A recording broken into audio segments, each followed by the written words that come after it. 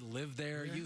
You look like a guy that when you lived in Kansas City, you hung out in Miami a little bit. Ooh, I was there a lot. I almost moved there. I was looking at property when I was a little bit younger, and thank God that didn't happen. That would have been a disaster. I wouldn't be sitting here right now. You'd have played 9 years in the league done. and retired. Just done. Kansas City actually did you some good. Just boring enough for you to concentrate on football. I think so. Let's talk about Kansas City yesterday. There was a moment yesterday when Mahomes went back, and I think he found like it was Sammy Watkins or it was somebody over the top. I forget now at this point. Sammy. Yeah. Sammy. And it was like in that moment you're like, okay, Kansas City's going to the Super Bowl. Done. And what did it feel like to you? Well, I don't know if you follow me on the social media stuff, but yeah, I was so excited for them for so many reasons. I mean, first of all, Andy Reid, the Chief fans, 50 years, the Hunt family, watching them celebrate up in the box. I mean, this team doing something that, I was there for 12 years, and we wanted it so bad. And you were on some good teams. On some good team, never a great team. This is a different team. This is a different caliber team. And it starts with the quarterback. Not against the quarterbacks that I played with, but this guy is a special, special player who's going to be the face of the league for the next 10, 12 years. I'm just so happy for the whole city. It was a fun day. It's interesting. Kansas City reminds me a little of the Packers. The Packers have more titles because historically they've been better at quarterback. Len Dawson and now Patrick Mahomes are special, but they had Bart Starr, Favre, Aaron Rodgers. But when Green Bay didn't have great quarterback play, they went about 20 years where they were pretty average.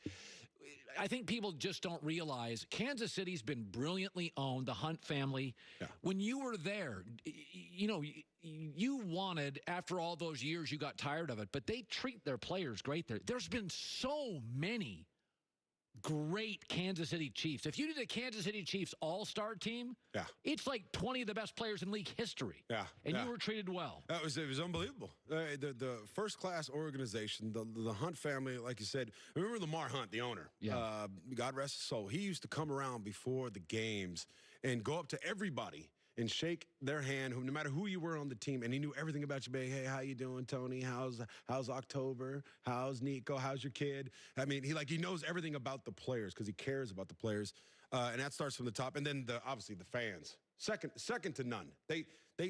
I know people talk about the greatest fans in the NFL, but they're such diehards. They live and die with that team. That's why I'm so happy for the whole city because they're on fire right now. Let's go to San Francisco. So yesterday, Mahomes had a ton of time to throw. The Titans just don't generate a pass rush. So you have this gifted Kansas City team with all these weapons and 9 seconds to throw. San Francisco's not going to give you more than about 3.5 if you get that. Have you ever played against a team? I felt yesterday it was almost not a fair fight physically. San Francisco is bigger and stronger, and Green Bay's a finesse team. Your early years in Kansas City, your Chiefs teams with Willie Roaf, you have the best offensive line in football. Did you sense sometimes on a Sunday you just knew people didn't want any part of you? No part of you. No part of you. There's 2 games I can remember playing against Atlanta, and I think we ran for 8 touchdowns, 8 touchdown runs. Both running backs, Priest Holmes had 4, and the backup running back had 4, Blaylock.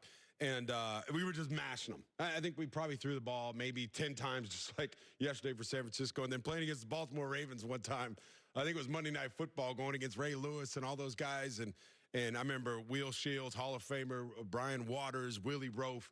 They were just mashing them. They want no part of you. You can see when you got the running game like that, as a receiver, a guy who wants to catch the ball, it's you better put your big boy hat on and try to switch the mentality and go, hey, I'm just not going to catch any balls today. I'm going to block. And I just got to block today. And I felt this yesterday with San Francisco. You predicted it on the air. This is just not a fair fight. Yeah, it's not fair. I mean, they have so many players, and that running scheme with Shanahan. I got to see it up close. When I was out in Kansas City, my first years there when his dad was coaching out there for the Broncos, and that zone scheme, they would just plug any running back. Remember guys were coming, that guy, I can't remember his name, he was in the service Yeah, we were talking about this morning. Mike Anderson, I think that Mike Anderson. Yeah, he's just plug and play, and all those guys were getting, 150 yards, and they're going over 1,000 yards. It didn't matter who they put back there. Nothing against Mostert, and congratulations to him. But that scheme that they have is second to none. And then on the defensive side of the ball, it's not fair. It's that Ferrari front four, I called it, where you can get pressure with four guys and drop everybody back, including Richard Sherman, one of the best to ever play. You're going to have a successful defense. That's going to be Kansas City's biggest obstacle on offense is being able to get open against that front four. They're going to have to protect. When you would play, and Kansas City is going, Patrick Mahomes, for one of the few times this year, is going to be rushed. Patrick's going to be under duress. When you went into games knowing you were facing a good defensive front, do you just shorten your routes? How does it change how you get Travis Kelce? You're Travis Kelce in the Super Bowl. How will it change for him? I think they're going to do a lot quicker routes, meaning some crossing routes, maybe a lot of chipping too. Sometimes you'll see maybe the extra tight end come in or Travis, where he'll bang. You got to get a bang on Bosa because that guy's relentless. I've never seen a more dominant rookie come in on the defensive side of the ball. I've never seen it, what he's been able to do. So you definitely got to bang him and then get out to the flats. Andy Reid is a genius, though. He's got 2 weeks to prepare for this defense, and I think he's going to come up with a good plan. By the way, you had a couple of buys in your career, and you lost games. Andy's the second best coach in league history on a bye. So he's obviously if you give the genius another week to go into his laboratory. But there are downsides. Kansas City offensively is clever. There's some timing. Did you like buys? Like a Super Bowl is 2 weeks. It doesn't affect teams the same. Now, I can make an argument. A physical team like the Niners love a bye. They can get a little healthier. Kansas City be like, listen, we're a track meet here. We want to play every week. In your career, did you like buys? You like it because at least at the time, you're like, okay, well, then we only have to win 2 games to get to the Super Bowl instead of 3 games. And you think, okay, it's going to make you healthier. But there's nothing like going out there and playing to keep you. It's like anybody who's played basketball out there. You can't take a couple weeks off. And your shot's just not going to be the same. Right. Unless you have the extreme focus and where you're practicing like you play Michael Jordan type stuff. Not every team does that. Bill Belichick type stuff. That's why I always think they do well with the bye, because Bill doesn't give them an inch. He says, no, we're going to go out there like we're preparing, and we're going to practice, the Wednesday before the bye, before the week of preparation. We're going to practice just like we're going to practice that next Wednesday. And if you guys don't do it, then I'm going to yell at you and embarrass you in front of everybody. And that starts, I think, with the stars on the team. And that's where Mahomes is going to have to come in. Kelce, Clark on defense, maybe Suggs, who has some experience with this, like just keeping everybody focused because they're about to go through a whole bunch of distraction down there. Now, what was the biggest game you ever played in? NFC Championship game. The Super Bowl, Bill Romanowski told me one time, he goes, I don't remember the first one. He goes, the first quarter, I just flash bulbs, and I was in the second quarter. Yeah. Like, I don't even, the nerves, Mahomes is young. Did you press a little? Was it different? For me, it wasn't. Because I learned a long time ago when I went through my second year in the league, dropping all those passes. When you study the greats and you see someone like Michael Jordan or Jerry Rice, you hear the words out of their mouth saying you practice how you're going to play in the game. And that way, when the game shows up, there is no difference. There's nothing to prepare for.